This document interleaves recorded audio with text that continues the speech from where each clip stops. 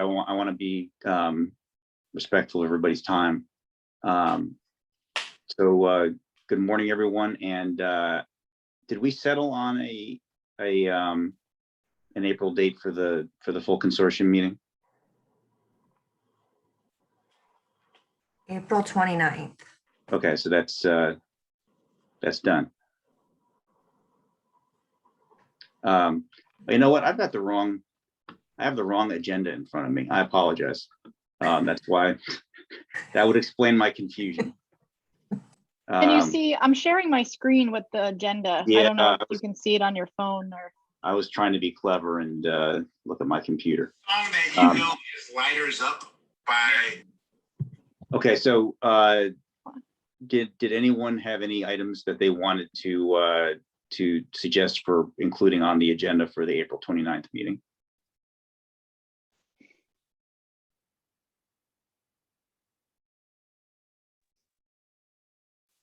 Definitely think we should have each work group present updates. Right. I know settlement, which you'll see, will have some recommendations, I'm sure. Drafts of recommendations is my guess by then. No pressure, settlement. And I saw Don's suggestion, and I agree that hopefully we'll be able to get some update on where things stand with the General Assembly. And fortunately, we have some very active members on the consortium who I'm sure will be able to do that for us. So we have Matt, it might be good to watch a couple of testimonial videos that are new, just to kind of share like one or two new ones if they're relatively brief. I think that's a nice selling point, just either at the beginning or end somewhere. They're getting work done. We might as well push them out there in every venue. That's a great idea. Let's definitely include that. And we have a couple weeks still before, or even more than that, before we have to finalize the agenda. So if people have other things that they feel like they would like to add, we've got until a week before the meeting to finalize it. But I think that's a good. Those things are a good starting point. The work group updates, the legislative updates, and the testimonial videos. Okay, so now that I'm actually looking at the correct agenda,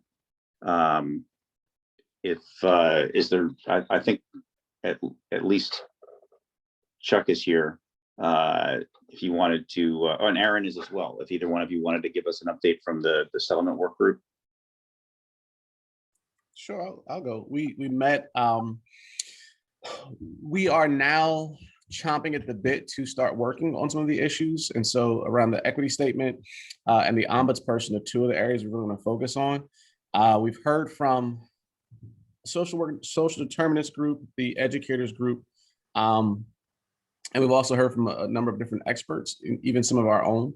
And so now we want to look at how do we want to change, or what language should be changed, or how do we also provide more accountability in some of the areas of the settlement.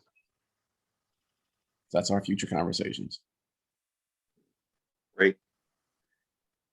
Just in terms of timing, for the ombudsman issue, I suspect that is something that's going to be discussed by the Joint Finance Committee when it's putting together the budget epilogue. So if the full consortium was going to weigh in on that somehow, it would be great if there was something that we were able to talk about at the April 29th meeting.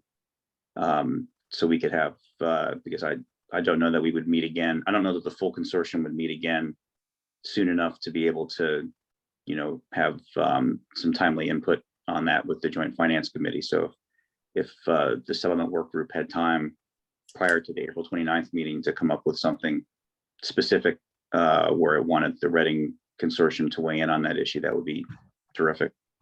We should. On 412, a lot of our conversation is around how to support students with disabilities, especially. And some of that isn't spelled out as clear as we think it could be. So Okay. we can have that hopefully right after our 4/12 meeting. Hopefully by tax day have something ready to go. Great. And I would just sort of keep that in mind generally that, I don't know when the next full consortium meeting after April 29th is going to be, but probably, it's a pretty good likelihood that it will be after the Joint Finance Committee is pretty far into doing its epilogue language. So, whatever we can send down to them after the April 29th meeting regarding anything involving what it's doing with the settlement for next year's budget would be, timely. Is there any update from the funding and governance work group? We've been having meetings with superintendent group, and been very productive conversations, really looking to transition back into our discussions regarding our governance work, and looking forward to our next meeting, getting that started.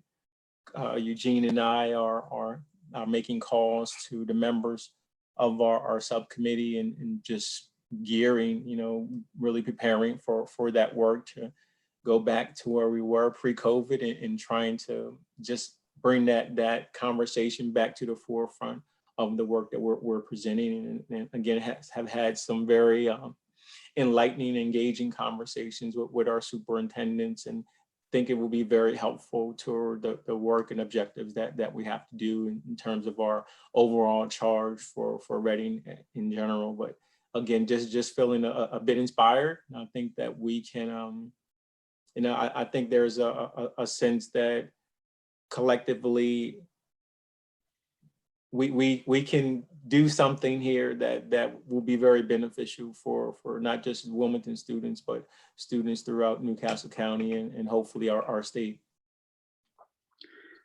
Representative, did you want to give us any kind of update on the referendum reform effort and just sort of where that stands? Yeah, so the bill, we received the latest draft. We got feedback from the CFOs, and then we sent it. We're waiting to get the last feedback from the school administrators. So once we get that back, then we will, if need be, amend it. But as of right now, that's what we're waiting on, that final feedback. We thought we were going to get it when we received the second unicount bill, but it didn't come. They're still working on it. So once we get that, then we'll be filled in a position that when we have a bill that's quality and that it really has been vetted thoroughly, and then we'll be ready to present to the Education Committee. Great. I had forgotten to ask if anyone had questions for Aaron. Does anyone have any questions for either of the first two work groups? Chuck. Hey, Chuck Longfellow here. I just wanted to comment on the ombudsperson.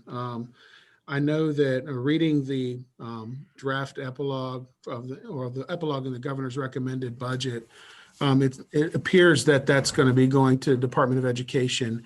And I'm just wondering, as the big umbrella consortium, what process do we want to use to engage DOE to get information and influence on how DOE is going to implement that?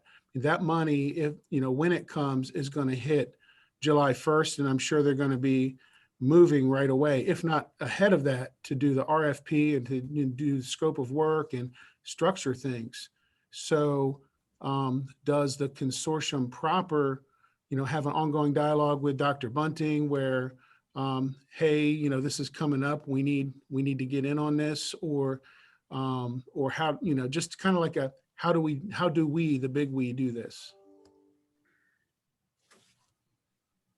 I mean, I'll give you one person's opinion, which is that if there's something that you think is really important to be in the RFP, that there ought to be some discussion about having it in the budget epilogue, because that's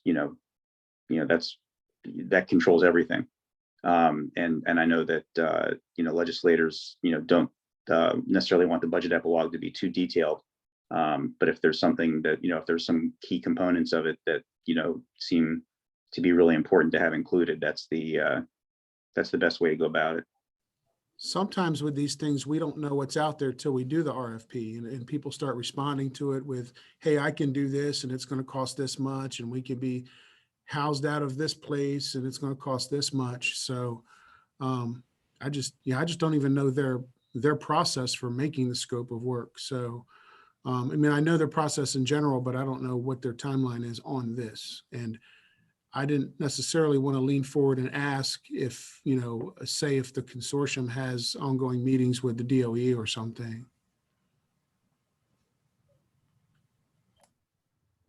And I'll just respond, just what I know, Chuck, is that I know at least on the House side, our education committee, the chair and I, we created our own subcommittee almost of the education work group geared toward the settlement. So we've been getting feedback back and forth from DOE with the secretary, as well as submitting comments and things that we have think should be included. And I mean, most know this is my background as far as being a youth intervention specialist. So, I mean, I had a lot of thoughts about what should go into the RFP and questions about the design and everything. So we're hoping that will be included. A lot of our input will be included in that design, but we did submit it and have had ongoing conversations with Secretary Bunting. This is Ray. I'm sorry I'm off camera right now, but it would be helpful, Representative, if are you in a place where you can share what you have been urging DOE to include so that we can be on the same page, or try to be on the same page? I can definitely share that. I'm inside of a school where children are, so that's why I'm not on camera.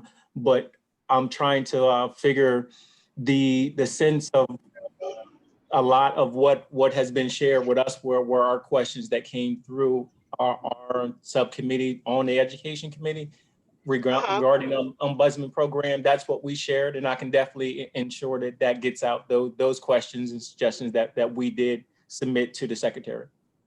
I think that would, I know that would be very helpful to me, because I mean, as you know, we've done that work. That wasn't what it was called, but Yes. During the implementation of desegregation. And so the notion that it's a one-person job is a faulty notion. Surely.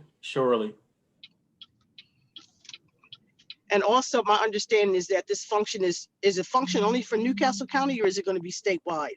Now it's statewide. The way it's being presented, at least from the sketch I seen, was that there will be, I guess, an overarching office with basically 3 branches in each county, and the teams will have anywhere from, I think Newcastle County was 5 to 7 like intervention specialists doing the work. Okay. The other counties had 3 to 5.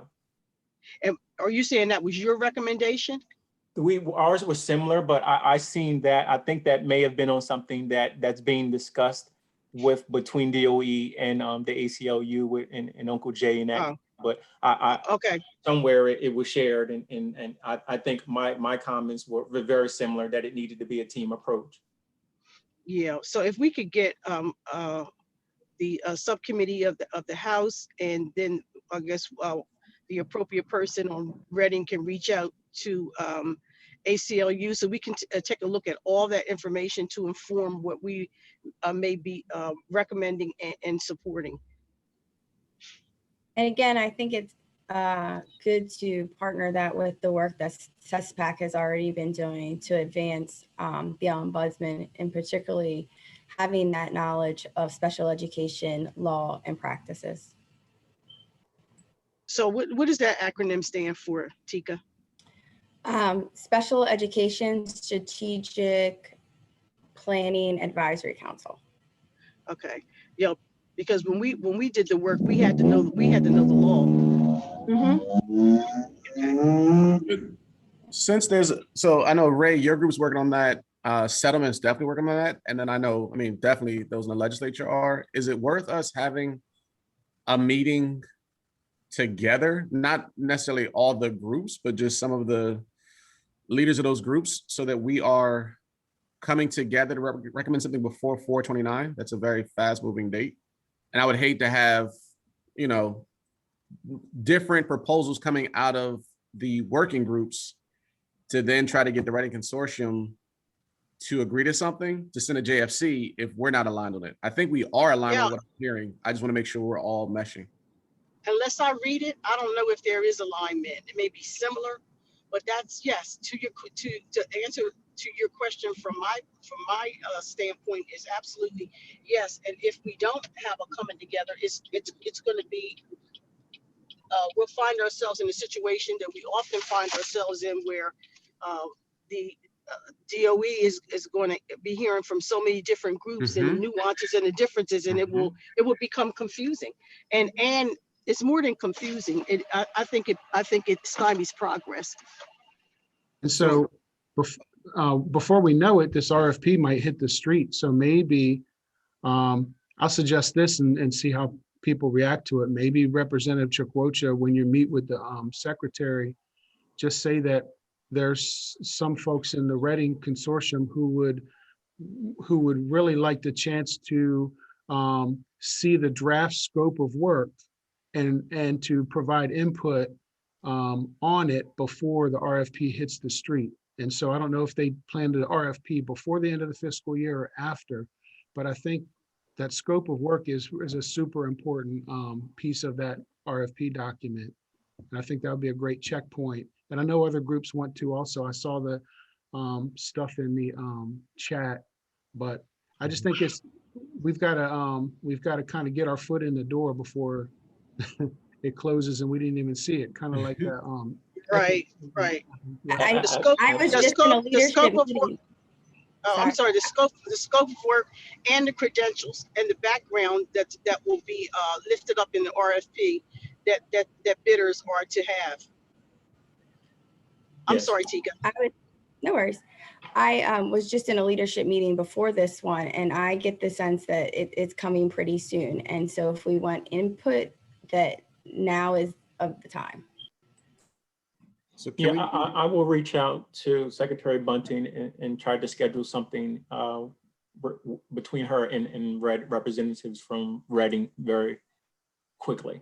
And I will also try to see if when is the next, I guess, set meeting for the House meeting that meets with the Secretary as well. And Haley's gonna send out a draft proposal from Shannon from the ACLUs, also part of the settlement group, which would love to meet with the different members on here just about that piece. I've already talked to Shannon about some places where I'd love to just see some revisions there. Ray, I'm pretty sure you'll have some opinions as well. And so if we could meet with a proposal or several proposals, just so we can move this forward, we could do that even next week. Yeah, I think that the discussion with the ACLU, I think Aaron is correct that may be actually the most important discussion, because they're the plaintiff in the lawsuit that's getting settled, and the settlement agreement, has, it's general, but it has, some specific language about what this is supposed to look like. So, as the people who started and resolved the suit that's driving all of this, I think they will have a lot to say about what's in the epilogue. So I think it's very important that they be part of the conversation. They'll argue they're not the plaintiff, though. The plaintiff, they're not the plaintiffs. They are representing the plaintiffs. But your point is understood, that because he's representing the plaintiffs, then they're what they are putting forward is going to carry a lot of weight. Well, I understand the point. Yeah, you know what I'm trying to say. I agree. I was just pointing it out. That's all. I know. I'm a lawyer. I should know better. Yep.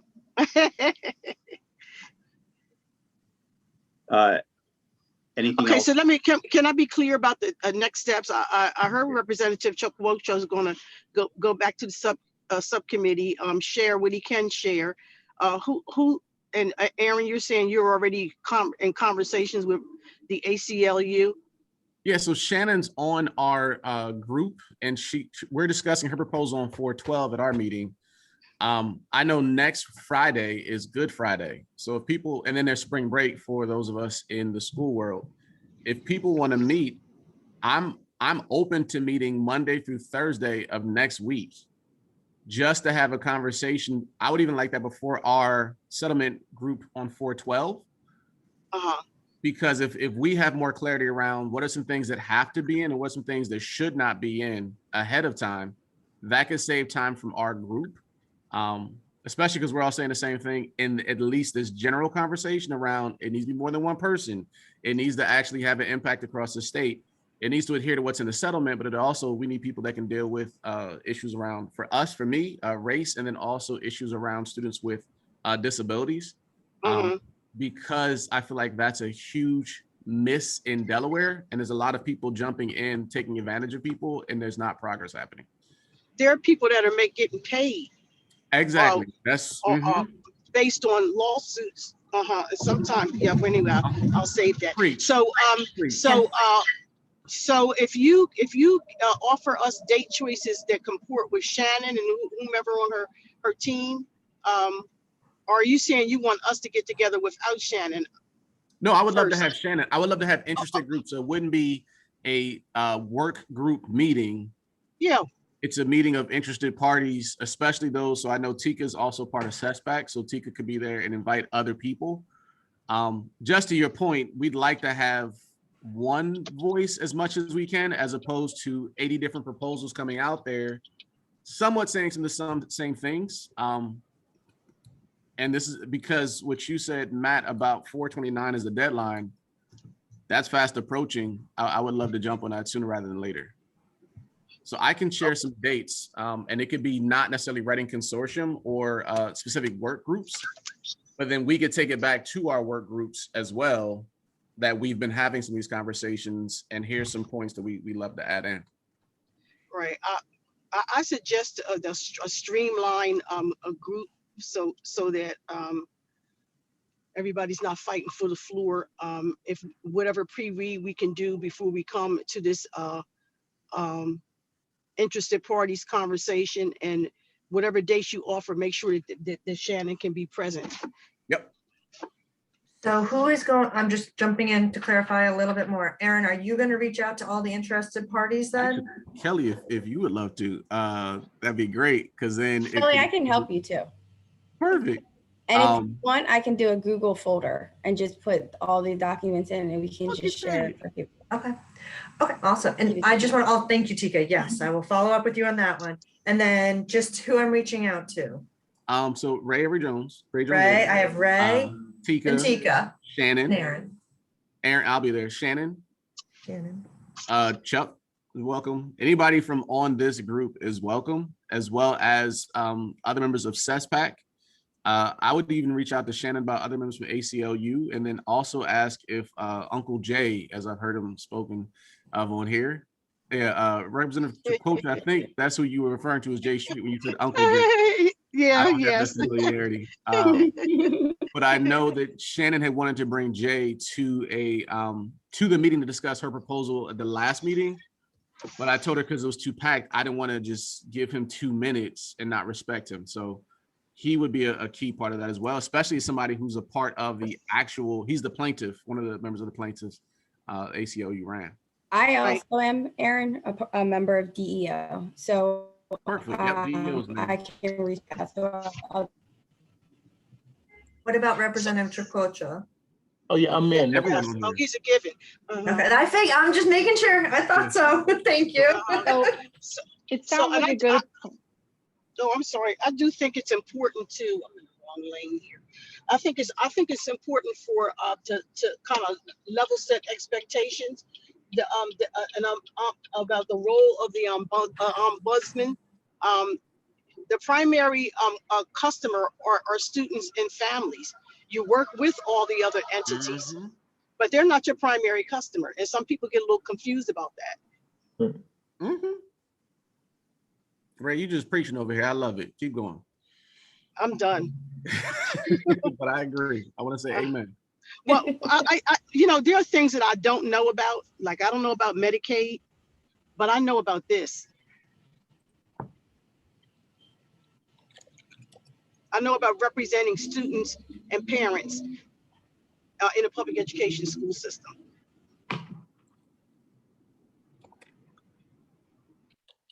Okay, are we logistically squared away on how we're moving ahead on that front?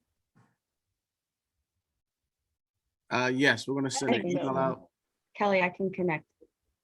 I think it makes the most sense if Kelly sends out an email to like the planning team meeting people, all of us, and invites them, and then each person can reach out to their respective organizations. Like Tika can reach out to CESPAC, so it's not completely all on Kelly.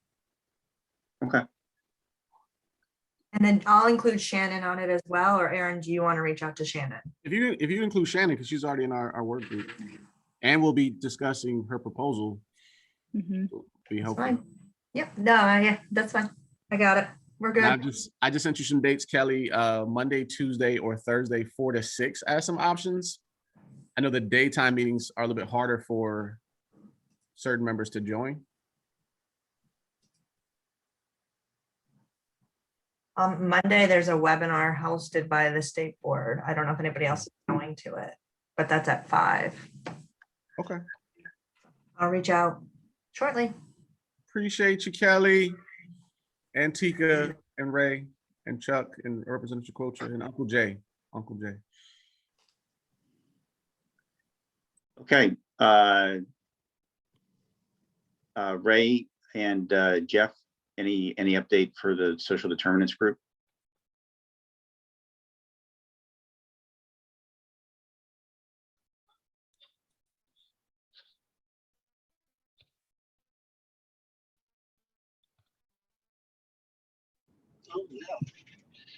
Oh no. No, I don't think so. I was waiting for Jeff to speak, but it sounds like he's not on. Yeah, we may have lost him. Okay, we don't have any substantive updates, or unless you want to share anything, Matt. Dawn has her hand raised. Dawn? Representative Williams and I have a meeting with DOE this afternoon to discuss the developmental screening recommendation that we made. So she has the legislation drafted to follow the recommendation of requiring developmental screening in all licensed childcare centers. So the proposed start date would be July 1st, 2022. And it's my understanding that DOE is requesting a later date. So that meeting is today to discuss the ability to stay with the 2022 date. So that meeting is at 1 o'clock today. Great. So I'll let all of you know when the legislation is filed. Thanks, Dawn. Dawn, is Jeff aware of that meeting? I don't know. So I can certainly text him. Representative Williams set up the meeting. So I can see who she put on the invite. I'm not sure, but I certainly can reach out to him right now. Okay, thank you. Of course. I don't think I'm going to skip the educator group because I don't see either of the chairs on the participant list unless anyone who's on wanted to, and I don't believe it's met since our last planning meeting. Educator mobility brief. Was someone going to give us an update on that? So I can give a really quick update. We will be working, we had the Partnership for Public Education and a couple other people reach out to us about putting together a data brief. I don't think it'll be a policy brief, but a data brief looking at educator mobility throughout the state, possibly, as well as we'll pick some specific areas to focus in on, like high need schools and things like that, just to look at where educators, how fast they're moving, what areas they're moving from, things like that. A lot of this is work that was done for the educator work group, and it's pulling it into a brief to share and help support pushing through some of our recommendations. So we'll keep you updated as we know more. It's in the very beginning stages. Great. Thanks. Just messaged us that he lost his internet connection. That is why he's not here. Legislative updates. We've kind of had those intermittently as part of the other reports, but is there anything else that anyone wanted to report on in terms of a legislative update? I can tell you that the Opportunity Funds is out of House Education and onto the House to approve. I haven't seen any other movement on anything else. Okay. And I'll share with folks, Senator, I mean, as you know, most of our recommendations are budget recommendations. And I know that Senator Lockman has been working with the Controller's Office in the General Assembly to try to start putting together the language that would accompany, you know, if we get the funding that was requested, would accompany that. And a lot of that is just trying to translate language from the from our report into to epilogue. So it's pretty straightforward, but that's that is underway. Tika, I saw did you want to say something in terms of what you were just posting? Not anything specific, just that there is a lot of legislation coming out right now.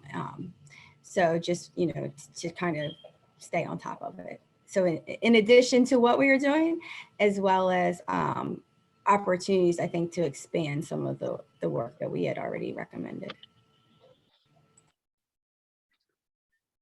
Thanks. Public engagement is the last item we have before public comment. And was someone going to give us an update on the testimonial videos and the newsletter? Sure, I can give a brief update. The testimonial videos, just to know that they're ongoing. Thanks to Dawn and Maria Matos, who also submitted videos. So we're kind of working on a schedule, getting 1 or 2 posted every week. It's super helpful if you share them on your own Facebooks. But those are sort of ongoing. And for the newsletter, the March one went out probably about 10 days ago. And that was, you know, a successful effort. So I was just wondering, I put on here something we can talk about next week or the week after too. But any ideas for the April newsletter? If people saw the newsletter and they had any feedback, anything that they think would make it better, let me know. Any other input on either of those two? The videos are very well done, so I appreciate the time that's being put into the quality of them. Thank you. Okay. Last item on the agenda is for public comment. And if there are any members, we're not too formal about this in these meetings. If there are any members of the public who wanted to weigh in, now's the time.